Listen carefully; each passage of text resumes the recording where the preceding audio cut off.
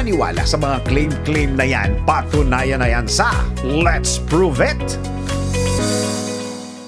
Karamihan daw sa mga babae pangarap na maikasal sa simbahan, sa beach o kaya sa huwes. Ngunit meron daw na mga babae na prefer mag-live-in muna kaysa kasal o kaya live-in bago kasal. Totoo ba ito? Tara, let's prove it.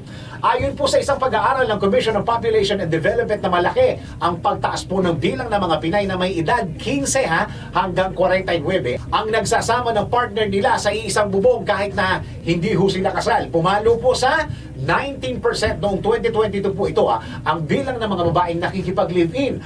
Mas mataas po ito kumpara noong 1994 na 5% lamang po ito. Samantala, ayon naman sa 2021 Young Adult Fertility and Sexuality Survey, 20% mula sa 20 milyong kabataang edad, 15 hanggang 24 anyos ay nakikipag-live-in na sa kanilang mga partner.